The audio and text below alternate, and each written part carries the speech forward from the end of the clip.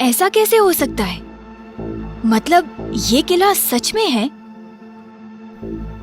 वो बचपन में भी यहाँ रह चुकी थी, इस किले को कई बार देख चुकी थी, मगर उसे याद नहीं था। अनुष्का के पापा कार से उतरे और उसके पास आ गए। बहुत पुराना है ये, इसका कोई इतिहास भी नहीं। आर्कियोलॉजिस्ट भी इसे किसी सभ्यता से रिलेट नहीं कर पाए।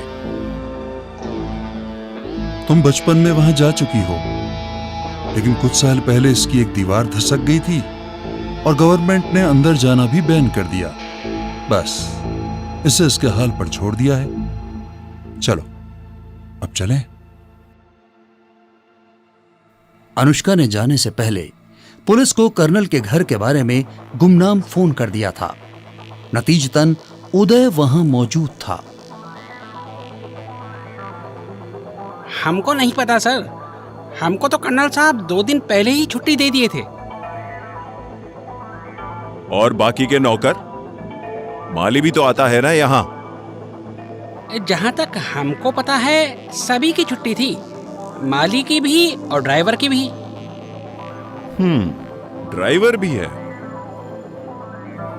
लीजिए आ गया, ये विनोद है, कर्नल साहब का ड्राइवर। तो तुम्हारी भी छुट्टी थी? क्यों? जी, परसों साहब बुलाए थे कहीं जाने के लिए। वो खुद ड्राइव कर सकते हैं, लेकिन उनका एक पैर ठीक से काम नहीं करता ना। फिर वहां से आकर उन्होंने हमारी भी छुट्टी कर दी। और वो गए कहाँ थे? New Galaxy apartment. वहां कोई पौना घंटा रुके, फिर लौट आए। पर साहब एक बात अजीब है। वो क्या? वहां से लौटकर वो हमको गाड़ी गैराज में खड़ी नहीं करने दिए, बाहर से ही बोले चले जाने को। अब मैं ही कर देता तो क्या हो जाता। सर इसे देखिए, ये गैराज से मिला। ये तो खून है, किसी ब्लड बैंक का। इसका गैराज में क्या काम? एक आइडिया है मेरे पास, शायद काम बन जाए। वो क्या सर? साफ दिख रहा है किसी ने यहां तलाशी ली है। हो सकता है उसका काम पूरा न हुआ हो और वो फिर यहां आए, तब हम उसे पकड़ सकते हैं। लेकिन सर वो पंजों के निशान, कोई जानवर भला क्यों तलाशी लेगा? जो भी हो, यहां के हालात बता रहे हैं कि तलाशी तो ली गई है। एक काम करो, कुछ स्टाफ को सिविल ड्रेस में यहां तैनात करो। लगना चाहिए कि पुलिस का यहां कोई काम बाकी नहीं। Okay sir.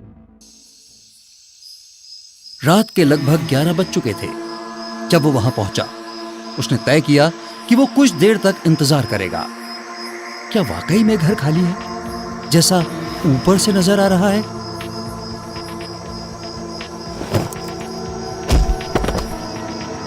यही मौका है। कोई नजर नहीं आ रहा है यहां। अंदर चलता हूं। सर अभी अभी कोई दीवार फांद कर घर के अंदर गया है। गुड।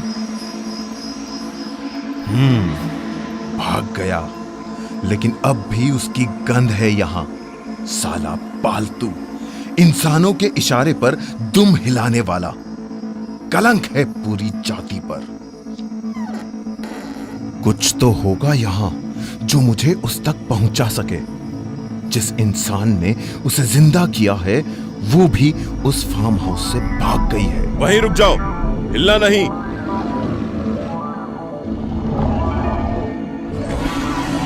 कौन हो तुम और यहां क्या कर रहे हो? तुम कल भी यहां आए थे? तुमने तलाशी ली थी यहां की? शायद इसने कुछ देखा हो सर। देखो, डरो मत। अगर तुम कुछ जानते हो, तुमने कुछ देखा है तो हमें बताओ। तुम पुलिस की मदद करोगे तो तुम्हें कोई कुछ नहीं कहेगा। क्या तुम चोरी करने आए थे? बोलो।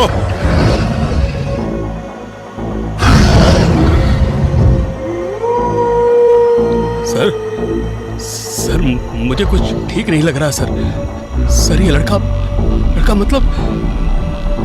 ओफो, क्या हुआ? मैं बात कर रहा हूं ना, मुझे मेरा काम करने दो। क्या तुम कल रात भी यहां आए थे? सर मेरी बात सुनिए, मुझे लगता है वो लड़की सही बोल रही थी उस दिन भेड़िए राक्षस के बारे में। मुझे तो लगता है ये वो ही है। अरे ये क्या कर रहे हो तुम? भागने की कोशिश बेकार है। कुछ पूछ रहा हूं मैं, दूर हटो खिड़की से।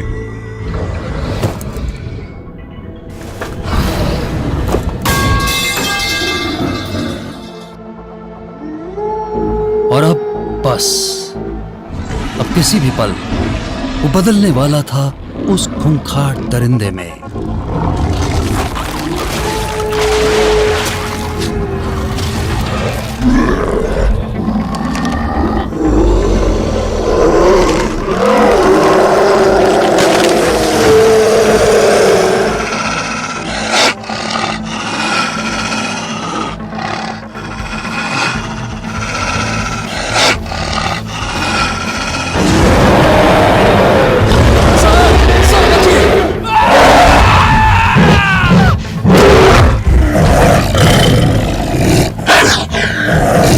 नहीं, रुको, छोड़ दो उसे। रुको, छोड़ दो उसे।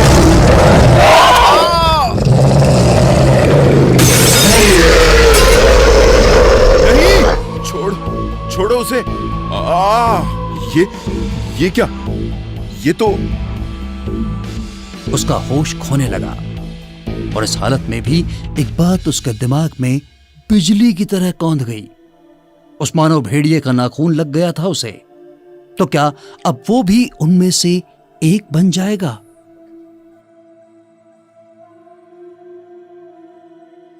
लगभग 12 घंटे बाद उदय को होश आया। तो होश आ गया सर जी, शुक्र है जी, शुक्र है। तुमने तो मुझे बचा लिया, मगर मैं नहीं बचा पाया तुम्हें दवे। मेरे घायल होने के बाद क्या क्या हुआ? वो सब इंस्पेक्टर निखिल दवे की बॉडी मिलने के बाद सर जी, क्या पूरे शहर में ही डर दा माहौल है। आप लोड ना लो सर जी, अब पुलिस की नौकरी में हमें कभी सिखाया ही नहीं गया कि 9-10 फुट के खसमानू खाने भेड़िए राक्षस को कैसे हराया जाए। आप भी क्या करते साहब जी? हमने देखा था ना उस हैवान को घर से भागते हुए, हम वहीं थे। ठीक है, लेकिन यह बात आउट नहीं होनी चाहिए कि किलर कौन है, वरना लोगों में दहशत फैलने लगेगी, समझे? आहो सर जी, समझ गया। सर जी, वो एक बात और बतानी थी आपको। क्या? आपको कर्नल साहब के ड्राइवर ने बताया था ना कि अपने गायब होने के एक दिन पहले वो किसी न्यू गैलेक्सी अपार्टमेंट में गए थे। हाँ, तो भड़कती खबर है साहब जी, वो जो मैडम उस दिन अपने बालक के साथ पुलिस स्टेशन आई थी ना, वो उत्थे ही रहती है। अनुष्का, तो करणवीर सिंह उससे मिलने गए थे और अब वो गायब भी है। अब तो तुमसे मिलना ही पड़ेगा अनुष्का। आखिर वेयरवुल्फ की खबर भी तो सबसे पहले तुम ही लाई थी ना। अपने सब इंस्पेक्टर की मौत को उदय ने दिल पर ले लिया था। अब कुछ भी करके उसे उस जानवर को खत्म करना ही होगा, ऑन ड्यूटी या ऑफ ड्यूटी। वहीं दूसरी तरफ ये खबर करणवीर सिंह तक भी पहुंच ही गई। शैडो को लेकर वो एक मोटेल में छुपे हुए थे। ये तो बुरा हुआ, एक सब इंस्पेक्टर मारा गया और डीएसपी उदय सिंह चौहान घायल हैं। इसका मतलब पक्का उसने हमलावर को भी देखा होगा। ऐसे में अनुष्का भी कब तक चुप बैठेगी? मैं नहीं चाहता था कि शहर में वेयरवुल्फ ढिंढोरा पिटे। हम अभी इस जगह से तो बाहर नहीं निकल सकते, ऊपर से तुम्हारी हालत भी ठीक नहीं। लेकिन मैं कुछ करता हूं, अब उसे जल्द ही खत्म करना होगा।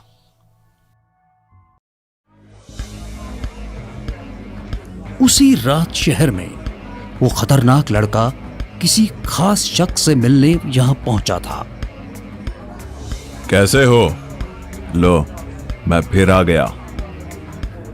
तुम? लापरवाही की भी हद होती है। रात का समय है और तुम लोगों से भरे हुए एक पब में इस तरह घुस आए हो। चिंता मत करो, बाहर आसमान में आज काफी बादल हैं। देवता को बाहर आने के लिए आज काफी मशक्कत करनी पड़ेगी और मैं आता रहूंगा जब तक तुम मेरी बात नहीं मानते। आता रहूंगा। खैर, जैसी तुम्हारी मर्जी, पर मेरा जवाब अब भी ना है। एक सख्त बड़ी सी ना। सुनाई दिया तुम्हें? तो ये बारटेंडर जानता था इस खतरनाक लड़के की असलियत। आखिर क्या है इसकी सच्चाई?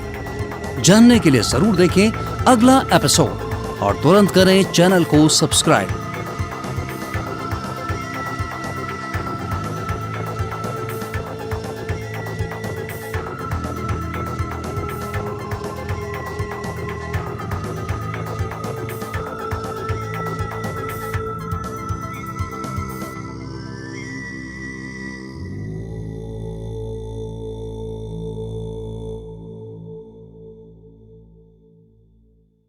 मैंने तुमसे ज्यादा मतलबी शख्स नहीं देखा।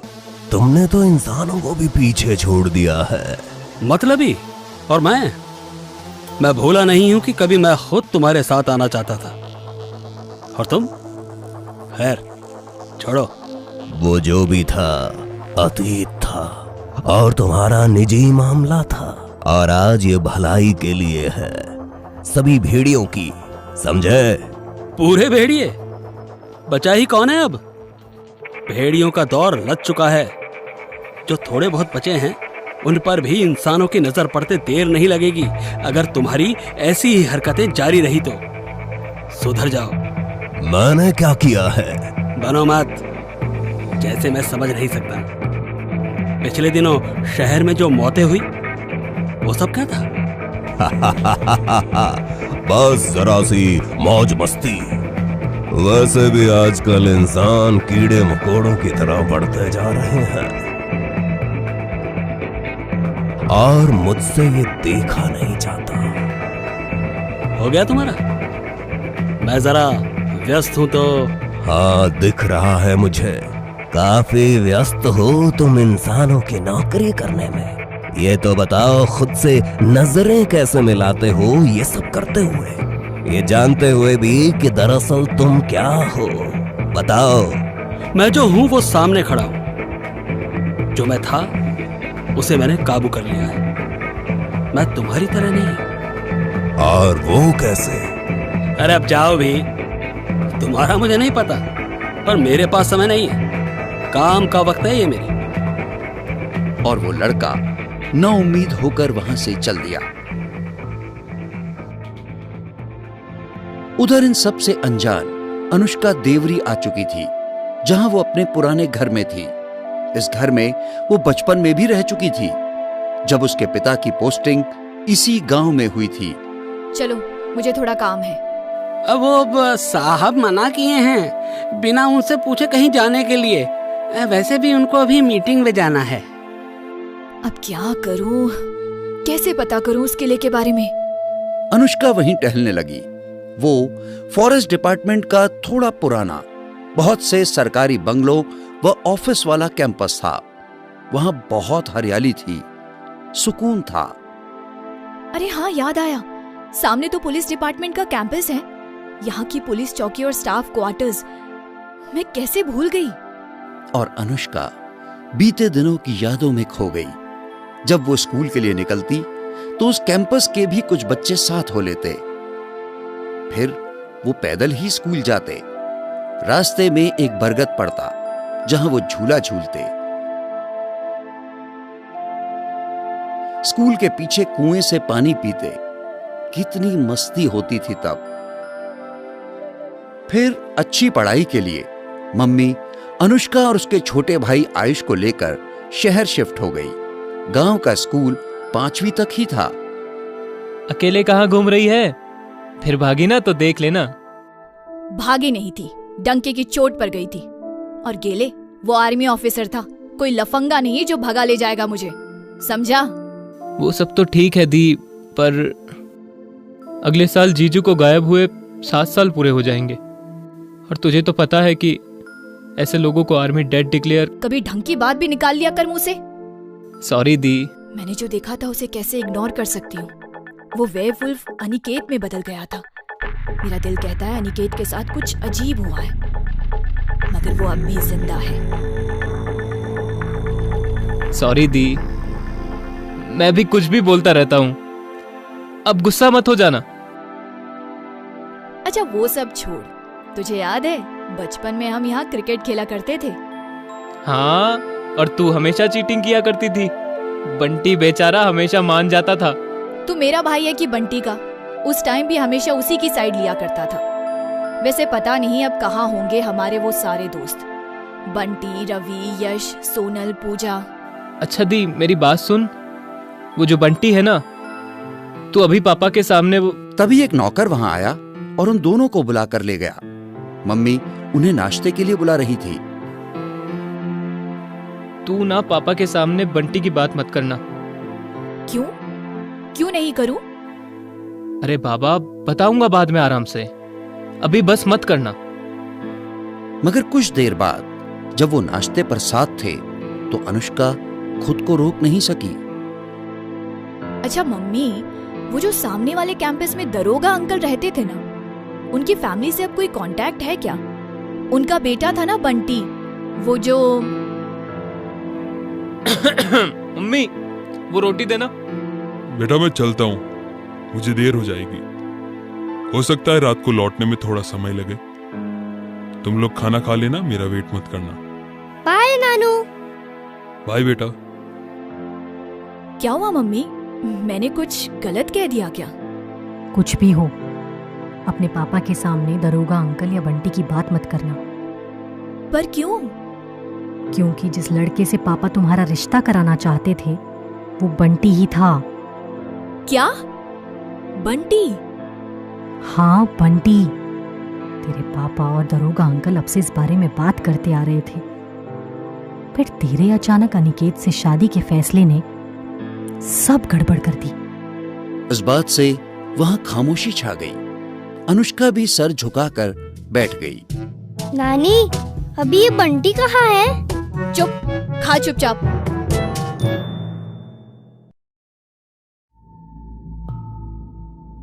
और वहीं कर्नल करणवीर के कहने पर उनका वफादार ड्राइवर विनोद उनके घर आया था, इस बात से अनजान कि वो किसी की नजरों में है। घर की एक चाबी कभी कर्नल ने उसे खुद दी थी, जिसकी मदद से वो घर के अंदर आ गया और कुछ ढूंढने लगा। हाँ, ये रहा। शाबाश, अब इसे मुझे सौंप दो। क्या बदतमीजी है ये? तुम अंदर कैसे आए? कौन हो तुम? सवाल सिर्फ मैं करूंगा, तुम नहीं। जो पूछा उसका सही सही जवाब देना। अब बताओ, क्या ये फोन कर्नल का है? तो कर्नल ने तुम्हें अपना फोन लाने के लिए भेजा था, मतलब तुम जानते हो कर्नल कहाँ है, वरना फोन कैसे लौटाओगे? क्या? हाँ हाँ हाँ हाँ हाँ। गुड, चलो उठो, हम साथ चलते हैं फोन लौटाने। वरना अच्छा, तुम इससे तो नहीं मिलना चाहोगे ना? कोई होशियारी नहीं। लाख कोशिशों के बावजूद विनोद उससे पीछा नहीं छुड़ा पाया और वो उसे लेकर शहर के बाहरी हिस्से में आ चुका था। पता नहीं ये कौन है, क्या चाहता है। हम तो सर को चेतावनी भी नहीं दे पाएंगे कि ये मुसीबत भी हमारे साथ आ रही है। और विनोद वहां आ गया जहां कर्नल ने उसे बुलाया था। वो शहर की आबादी से बेहद दूर एक बंद पड़ी हुई फैक्ट्री थी। कहां गया वो कमबख्त? पीछे ही तो आ रहा था। अब तो दिख भी नहीं रहा। सर को जल्दी से बता देता हूं सब। सर सर सर, आपको कुछ बताना है सर। सर मेरे साथ। मुझे पता था तुम ऐसी ही कोई हरकत करोगे, इसलिए मैं पहले से तैयार था। अब अगर उस औरत को फोन करने जा रहे हो तो मेरे सामने करो, जल्दी करो। उसे पूरी उम्मीद थी कि कर्नल अनुष्का से संपर्क करेंगे। नहीं, ये फोन मेरा नहीं है। दरअसल मुझे किसी बददिमाग 10 फुट के खतरनाक जानवर को शहर की आबादी से दूर वीराने में बुलाना हो तो मैं और कैसे बुलाऊंगा? सोचो जरा। अरे लेकिन ये तुम्हारा ही तो फोन है ना? पुलिस जहां से तलाशी लेकर हटती है ना डियर, एक सुई तक नहीं छोड़ती। मेरा फोन पुलिस के पास है। ये फोन तो मैंने ही अपनी पहचान वाले एक कांस्टेबल से अपने घर पर प्लांट कराया था। तो अगर ये तुम्हारा फोन नहीं था तो ये इसे लेने क्यों आया था? मुझे उम्मीद थी तुम इस फोन को ढूंढ लोगे, लेकिन तुम ठहरे मंदबुद्धि। फिर मुझे विनोद को भेजना पड़ा ताकि तुम उसका पीछा करते यहां आ सको। चलो, तुम में इतनी अक्ल तो थी कि तुमने मेरे घर पर नजर रखी थी। खाली इंसानी वेश रखने से कुछ नहीं हो जाता, थोड़ा दिमाग भी लगाया करो। तुम्हारी इतनी हिम्मत, तुम ऐसा सोच भी कैसे? तुमने अच्छा काम किया विनोद, अब तुम जाओ यहां से। विनोद डर के मारे वहां से भाग ही जाना चाहता था, मगर उसे अपने साहब की फिक्र भी हो रही थी। मुझसे गलती हो गई, तुम्हें पहले ही मार डालना चाहिए था। कोई बात नहीं डियर, कोई बात नहीं। गलती इंसान से ही होती है, और तुम भी फिलहाल इंसान ही हो। माना फर्जी ही सही। और अब उस मानव भेड़िए का सारा धीरज छूट गया। बस बहुत हुआ। ये क्या मैं छोड़ूंगी नहीं तुझे कर्नल। मगर कर्नल ना उसकी धमकियों से फर्क पड़ा था न पड़ रहा था। पहले से बेहोश करता हूं, फिर सोचता हूं आगे क्या करना है। ये तो गया काम से, अब जल्दी करना होगा। बहुत देर करके आया कमबख्त, जान निकलने ही वाला है बस। और अब वक्त आ चुका था अंतिम वार का। शूट करना होता तो बड़ा आसान था, मैं यहीं से उसके दिल पर सीधा निशाना लगा सकता था, मगर इसके वार के लिए तो उसके पास जाना ही होगा। क्या होगा आगे जानने के लिए जरूर देखें अगला एपिसोड और तुरंत करें चैनल को सब्सक्राइब।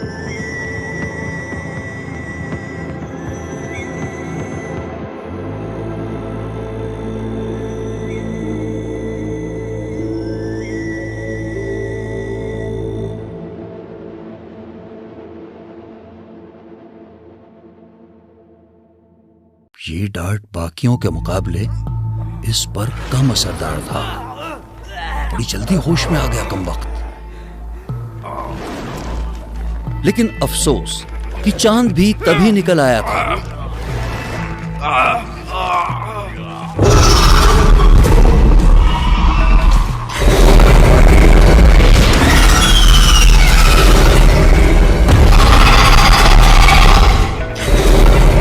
मगर उसके बहुत ज्यादा हिलने की वजह से निशाना चूक गया। मुझे अब जल्दी कुछ करना होगा वरना देर हो जाएगी।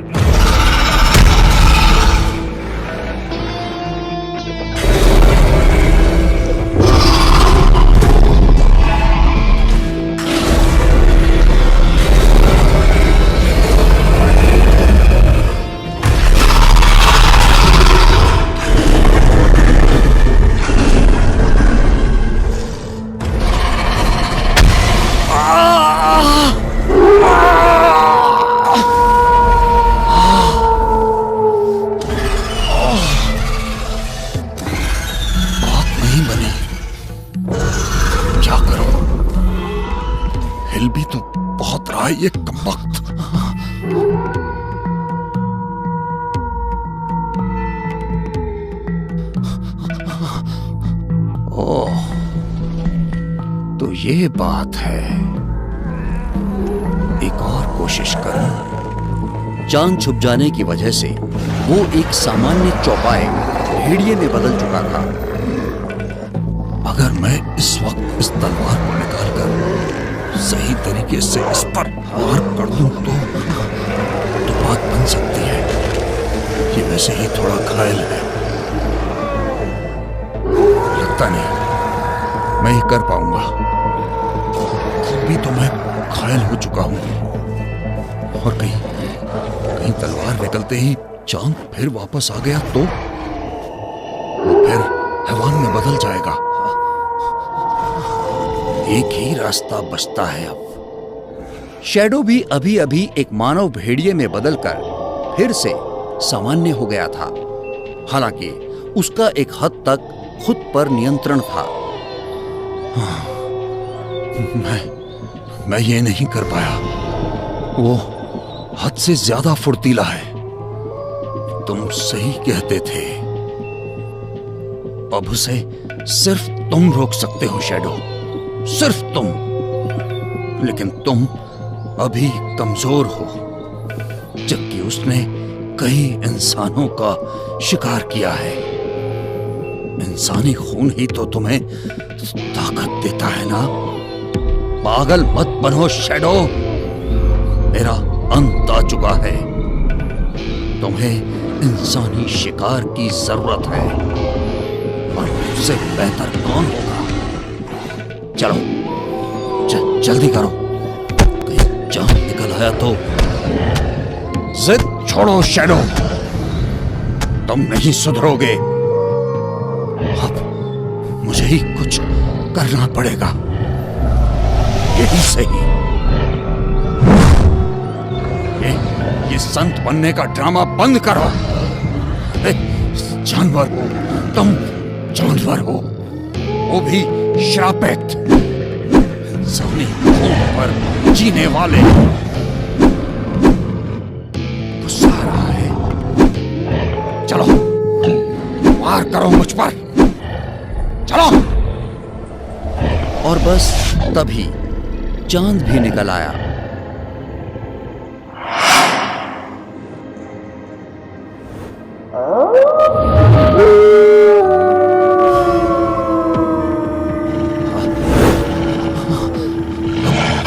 ड्रामा बंद करो कि तुमने कभी इंसानी खून नहीं चखा। अरे तुम भी उनमें से एक।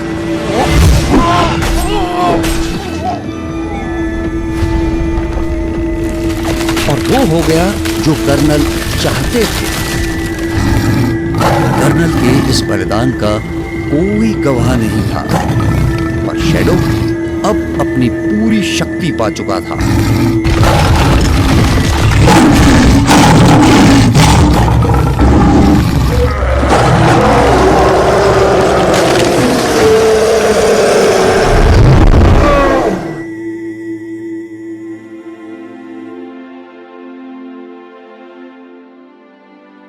उधर इन सब से अनजान अनुष्का देवरी गांव में अपने बचपन की यादों में खोई हुई थी। यहाँ तो आज भी सब कुछ पहले जैसा ही है। लगता है अभी बंटी और सारे दोस्त चले आएंगे और हम सब मिलकर ढेर सारी मस्ती करेंगे। अरे बस भी कर, कितना रोएगी अब? हो गया ना। तुझे कुत्ते ने काटा होता तो पता चलता। आया बड़ा बस कर। अरे मगर काटा कहाँ, बस पंजा ही तो मारा है उस कुत्ते ने, और वो भी तेरे भाई को, तुझे नहीं। तो पंजा मारना बस थोड़ा सा होता है क्या? तेरे भाई को मारा होता तो पता चलता है। पर मेरा कहाँ कोई भाई है? तभी तो तुझे कुछ नहीं पता, गधा।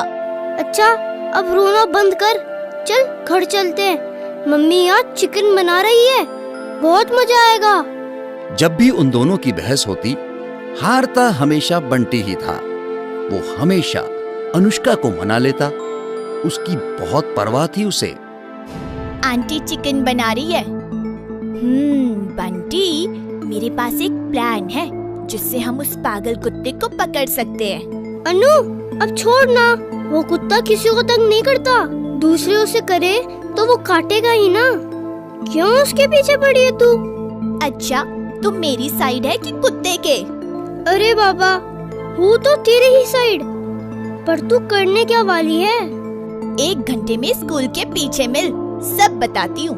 और हाँ, अपने साथ चिकन के कुछ पीसेस भी लेते आना।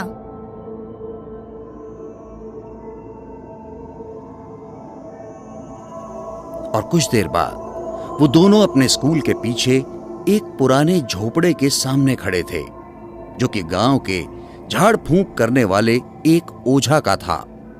वो सबसे अलग यहाँ रहता था। वो पागल कुत्ता यही होगा।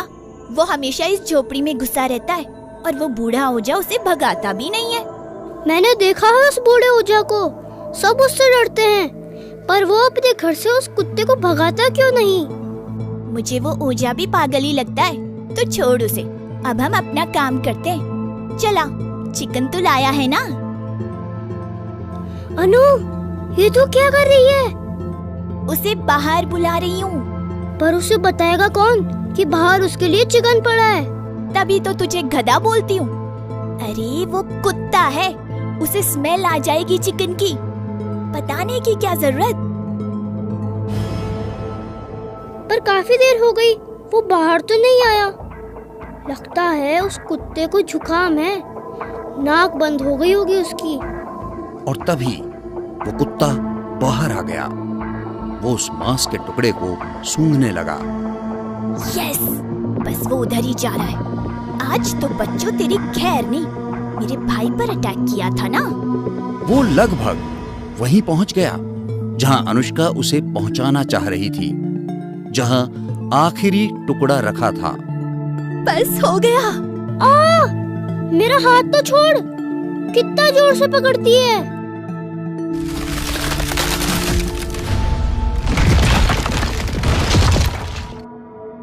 चल आजा, हो गया काम। पर वो बाहर तो नहीं आ जाएगा? इतनी नीचे से कैसे बाहर आएगा? तू भी ना बहुत डरता है। अब चल। वो बहुत ही पुराना सूखा हुआ कुआं था। बंटी और अनुष्का ने उसका मुंह हल्के कचरों से ढक दिया था। क्या ये ऐसे ही रहेगा? इसे निकाले नहीं?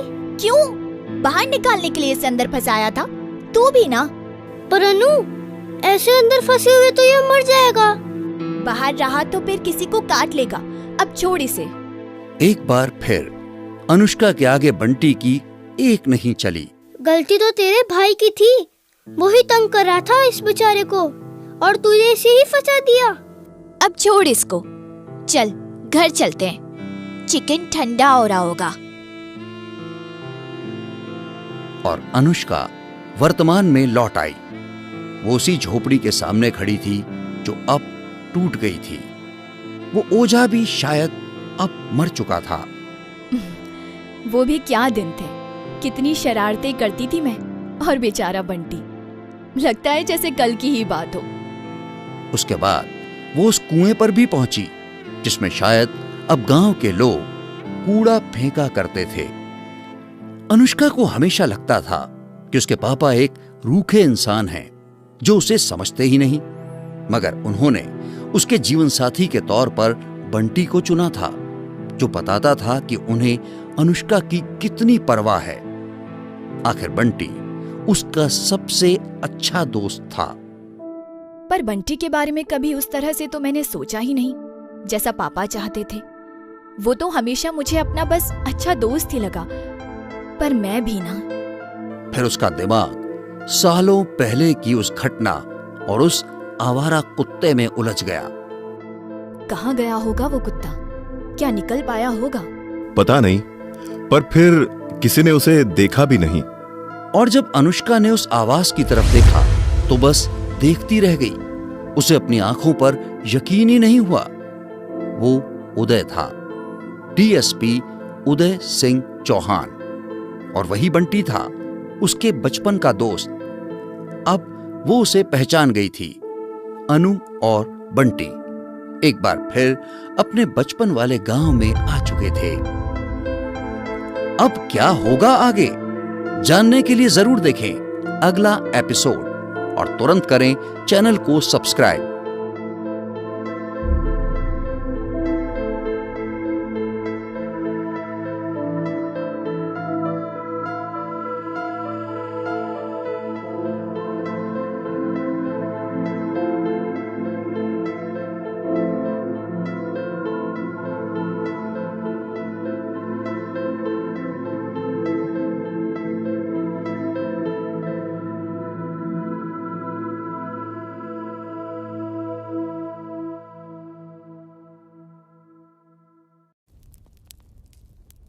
वो बेहद क्रूर नजारा था। यकीन करना मुश्किल था कि कर्नल करणवीर सिंह, एक जांबाज बहादुर फौजी, इस तरह दुनिया को अलविदा कह चुका था। अनिकेत ने ही उन्हें मुखाग्नि दी थी, जो कि दरअसल शैडो ही था। अब शांत हो जाओ। कर्नल साहब शहीद हुए हैं और शहीदों की शहादत पर आंसू नहीं बहाते, गर्व करते हैं। लेकिन साहब, कौन थे वो लोग और क्यों मारा मेरे साहब को? लोग? क्या मतलब? सर ने तो कहा था कि मैं चला जाऊं, और मेरा मन नहीं माना, तो मैं लौट आया और छुप कर देखने लगा। और मैंने देखा उन दो दरिंदों को। ये उनका ही काम था ना।